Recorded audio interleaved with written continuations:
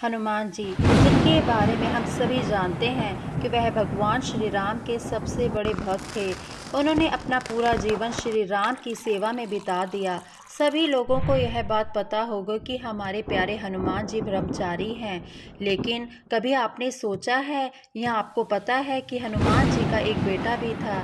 यह बात आपको हैरान कर देगी कि कौन था ब्रह्मचारी हनुमान जी का बेटा। नमस्कार दोस्तों, आज के इस वीडियो में हम विस्तार से बात करेंगे कि यदि हनुमान जी ने अपना जीवन ब्रह्मचारी होकर बिताया और कभी भी पारिवारिक जीवन को नहीं अपनाया तो उनका बेटा कैसे हो सकता है, उनकी माता कौन रही होंगी और यह कैसे संभव हुआ होगा।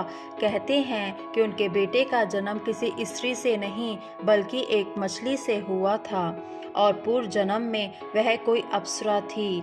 जी हाँ दोस्तों, आपने सही सुना, किंतु यह कैसे संभव है? चलिए इस रहस्य का पता लगाते हैं। एक प्राचीन कथा के अनुसार जब रावण ने हनुमान जी की पूंछ में आग लगा दी थी, तब हनुमान जी ने अपनी पूंछ से पूरी लंका को जला दिया। लंका जलने के बाद हनुमान जी जब अपनी पूंछ में लगी आग को बुझाने के लिए समुद्र में उतरे, तब उनका तापमान बहुत ज़्यादा था और उनके पसीने की एक बूंद समुद्र के पानी में गिर गई थी। उस बूंद को एक मछली ने पी लिया और वह गर्भवती हो गई। इस प्रकार से हनुमान जी का बेटा मकरध्वज पैदा हुआ। रामायण के अनुसार जब रावण राम जी के हाथों हारने लगा तो उसके पाताल लोक के स्वामी अहि रावण को राम और लक्ष्मण का अपहरण करने के लिए मजबूर किया। अहि रावण एक मायावी राक्षस राजा था और वह अपनी माया की शक्ति से किसी का भी रूप ले सकता था। उसने हनुमान जी का रूप धारण कर लिया और श्री राम और लक्ष्मण जी का अपहरण किया और उन्हें पाताल लोक ले गया। जब यह बात राम जी की वानर सेना में सबको पता लगी तो सब जगह हलचल मच गई। हनुमान जी उन्हें ढूंढते हुए पाताल लोक पहुँचे, जहाँ उन्होंने देखा कि वहाँ 7 द्वार थे और हर द्वार पर एक पहरेदार था। सभी पहरेदार को हनुमान जी ने हरा दिया, लेकिन अंतिम द्वार पर उन्हीं के समान बलशाली एक वानर पहरा दे रहा था। यह वानर देखने में हूबहू हनुमान जी जैसा लग रहा था। यह देखकर हनुमान जी आश्चर्यचकित रह गए। उन्होंने जब उस वानर से परिचय पूछा तो उसने अपना नाम मकरध्वज बताया और अपने पिता का नाम हनुमान बताया।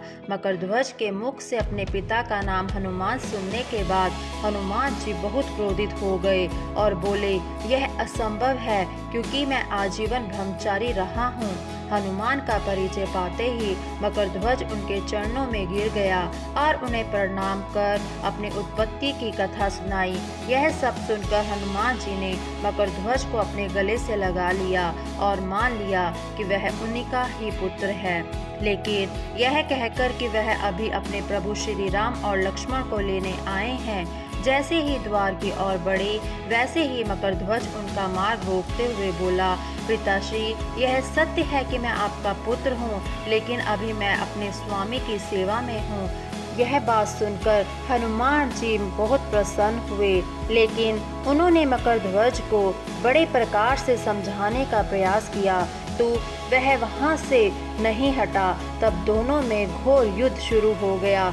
देखते ही देखते हनुमान जी उसे अपनी पूंछ में बांधकर पाताल लोक में प्रवेश कर गए। हनुमान सीधे देवी मंदिर में पहुँचे, जहाँ अहि रावण राम लक्ष्मण की बलि देने वाला था। हनुमान जी को ले देखकर चामुंडा देवी पाताल लोक से प्रस्थान कर गई। तब हनुमान जी देवी रूप धारण करके वहां स्थापित हो गए। कुछ देर के बाद अहि रावण वहां आया और पूजा अर्चना करके जैसे ही उसने राम लक्ष्मण की बलि देने के लिए तलवार उठाई, वैसे ही भयंकर गर्जन करते हुए हनुमान जी प्रकट हो गए और उसी तलवार से अहि रावण का वध कर दिया। जब हनुमान जी ने राम लक्ष्मण को बंधन से मुक्त किया, तब श्री राम ने पूछा, हनुमान, तुम्हारी पूंछ में यह कौन बंधा है? बिल्कुल तुम्हारे ही जैसा लग रहा है, इसे बंधन मुक्त कर दो। हनुमान जी ने मकरध्वज का परिचय देकर उसे बंधन मुक्त कर दिया। मकरध्वज ने श्री राम के स्वच्छ सिर झुका लिया। तब श्री राम ने मकरध्वज का राज्याभिषेक कर उसे पाताल लोक का राजा घोषित कर दिया और कहा कि भविष्य में वह अपने पिता के समान दूसरों की सेवा सेवा करे। यह सुनकर मकरध्वज ने तीनों को प्रणाम किया। तीनों उसे आशीर्वाद देकर वहां से प्रस्थान कर गए। इस प्रकार मकरध्वज हनुमान पुत्र कहलाए। भारत के पश्चिमी भाग में स्थित तीर्थ स्थान बेट द्वारका एक धर्म भूमि है, जहां पर भगवान द्वारकाधीश का मंदिर होने के अलावा पौराणिक और दुनिया का एकमात्र ऐसा हनुमान मंदिर है जहां हनुमान जी अपने पुत्र मकरध्वज के साथ विराजमान हैं।